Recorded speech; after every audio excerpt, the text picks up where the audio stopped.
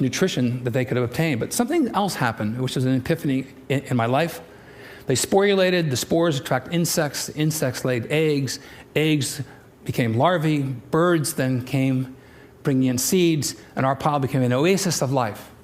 Whereas the other three piles were dead, dark, and stinky, and the PAHs, the aromatic hydrocarbons, went from 10,000 parts per million to less than 200 in 8 weeks. The last image we don't have, the entire pile was a green berm of life. These are gateway species, vanguard species that open the door for other biological communities. So I invented burlap sacks, bunker spawn, and putting the mycelium using storm-blown debris. You can take these burlap sacks and put them downstream from a farm that's producing E. coli or other waste, or a factory with chemical toxins, and it leads to habitat restoration. So we set up a site in Mason County, Washington, and we've seen a dramatic decrease in the amount of coliforms. And I'll show you a graph here. This is a logarithmic scale, 10 to the 8th power. There's more than 100 million colonies per gram, and 10 to the 3rd power is around 1,000. In 48 hours to 72 hours, these three mushroom species reduced the amount of coliform bacteria 10,000 times. Think of the implications. This is a space-conservative method that uses storm debris, and we can be guaranteed that we'll have storms every year. So this one mushroom in particular has drawn our interest over time. This is my wife, Dusty, with a mushroom called Fomitopsis officinalis, agaricon. It's a mushroom exclusive to the old-growth forest. The Dioscorides first described in 65 AD as a treatment against consumption. This mushroom grows in Washington State, Oregon, Northern California, British Columbia, now thought to be extinct in Europe. May not seem that large. Let's get closer. This is an extremely rare fungus. Our team, and we have a team of experts that go out, we went out 20 times in the old-growth forest last year. We found one sample to be able to get into culture. Preserving the genome of these fungi in the old-growth forest, I think, is absolutely critical for human health. I've been involved with the U.S. Defense Department BioShield program. We submitted over 300 samples of mushrooms that we boiled in hot water and mycelium, harvesting these extracellular metabolites.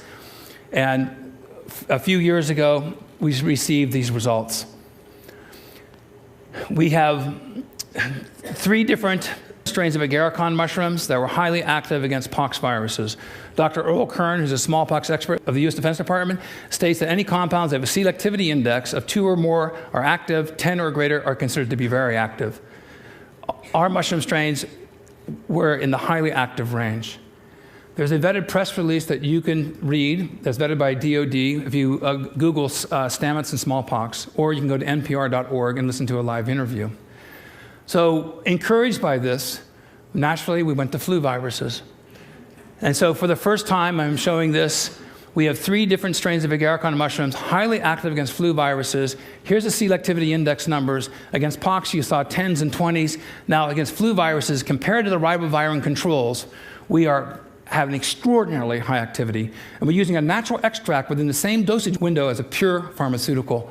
We tried against flu A viruses, H1N1, H3N2, as well as flu B viruses.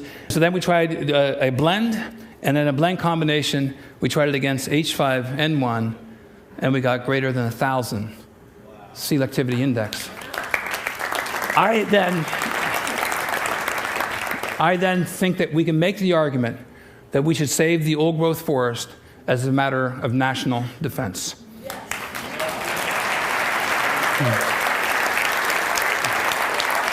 I became interested in entomopathogenic fungi that kill insects. Our house is being destroyed by carpenter ants. So I went to the EPA homepage, and they were recommending studies with metarhizium species, of a group of fungi that kill carpenter ants, as well as termites. I did something that nobody else had done. I actually chased the mycelium when it stopped producing spores. These are spores. This is no spores. I was able to morph the culture into a non-sporulating form. And so the industry has spent over $100 million specifically on bait stations to prevent termites from eating your house. But the insects aren't stupid. They would avoid the spores when they came close. And so I morphed the cultures into a non-sporulating form. And I got my daughter's Barbie doll dish. I put it right with a bunch of carpenter ants for making debris fields every day in my house. And the ants were attracted to the mycelium because there's no spores. They gave it to the queen. 1 week later, I had no sawdust piles whatsoever. And then a delicate dance between dinner and death. The mycelium is consumed by the ants. They become mummified, and boing, a mushroom pops out of their head. Now, after sporulation, the spores repel, so the house is no longer suitable for invasion. So you have a near-permanent solution for reinvasion of termites.